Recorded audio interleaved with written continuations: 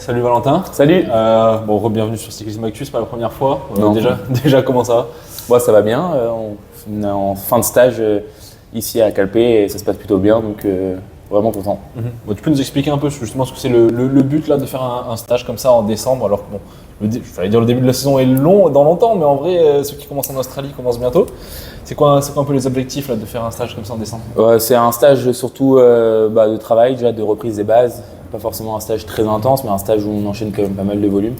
C'est un peu la première grosse partie de notre année.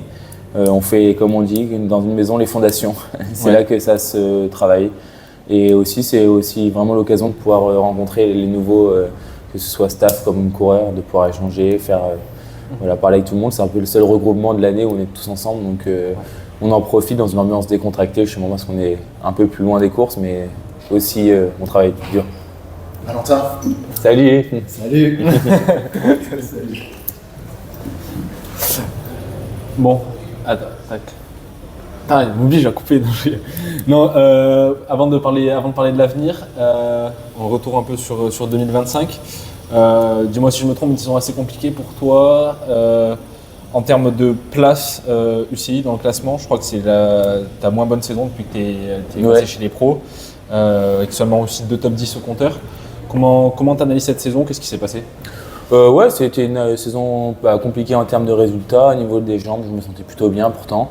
Mais c'est une saison où j'ai beaucoup appris sur moi, sur ma manière de gérer plein de choses. Et pour moi, c'est une mauvaise saison en termes de résultats, mais c'est une bonne saison en termes d'apprentissage. Et je suis persuadé qu'elle va réussir à bien me servir pour les prochaines années.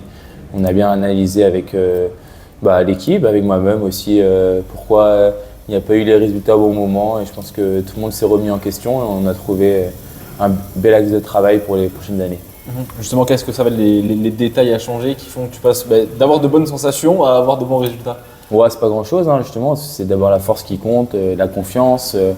À partir de là, je pense qu'ensuite, il y a plein de choses qui vont être mises en place naturellement au sein de l'équipe. Et c'est vrai que j'ai hâte à cette saison qui arrive.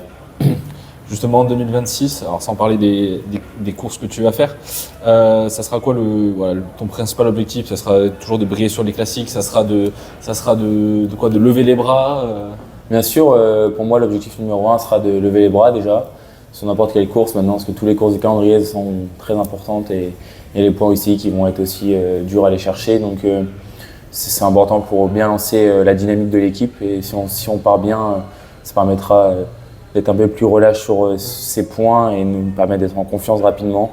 Et après, forcément, mon rêve, c'est aussi de lever les bras en World Tour sur une classique belge déjà pour commencer. Et puis pourquoi pas en World Tour, de toute façon, c'est un peu l'objectif de cette année. Ouais. Est-ce que justement, avec cet objectif de lever les bras, est-ce que ça serait plus simple, entre guillemets, parce que comme tu as dit aujourd'hui, toutes les courses sont difficiles, de faire un calendrier peut-être un peu plus axé sur les Coupes de France, tout comme ça, plutôt que de forcément tout courir en World Tour? Oui, c'est ça. Après, ça fait partie du jeu, mais l'objectif, c'est un peu d'alterner un peu les deux, même si moi, mon programme sera quand même quasiment que du World Tour, parce que on est obligé au sein de l'équipe de pouvoir courir ces courses-là, et c'est des courses qui me plaisent. Donc voilà, après, bien sûr, il y aura des courses où il ne va pas falloir se louper, des courses avec un niveau légèrement moindre, des courses World Tour, donc ce sera ces courses-là où le but sera de lever les bras. Justement, sur les dernières années, tu avais un peu toujours le même programme, le même fil rouge, donc en première saison, les classiques, ensuite le Tour. Sans nous dire exactement ce qui va changer ou pas, est-ce que déjà il y aura du changement ou ça restera avec ces 2 gros objectifs-là? Le but, c'est de forcément faire du changement sur l'année, d'éviter de rester dans une routine, même si pour moi, c'est vrai que c'est un peu plus compliqué du fait du calendrier World Tour qui est toujours à peu près le même. Donc voilà, après, ce sera un programme qui ne sera pas non plus avec grande différence, en tout cas, je pense pas. Ensuite, on verra, ça va dépendre des sélections, c'est les grosses courses aussi, comment ça se passe. Et à partir de là, de toute façon, selon ces sélections-là, tout le programme peut changer d'une manière ou d'une autre. Donc, pour l'instant, rien n'est vraiment figé au sein de l'équipe et on verra comment ça va se passer. Mais les objectifs numéro 1 seront quand même les classiques du début de saison. Ouais. Justement, avec le départ de Lewis Heskey, de Stefan Kung, tu auras encore plus ce rôle de leader dans l'équipe, donc tu avais déjà, mais là tu seras encore plus important pour aller chercher des résultats sur les Flandriennes. Tout à fait, je pense que j'aurai un rôle très important sur ces courses. Après, il y a pas mal de coureurs qui arrivent aussi, qui ont l'envie de bien faire sur ces courses.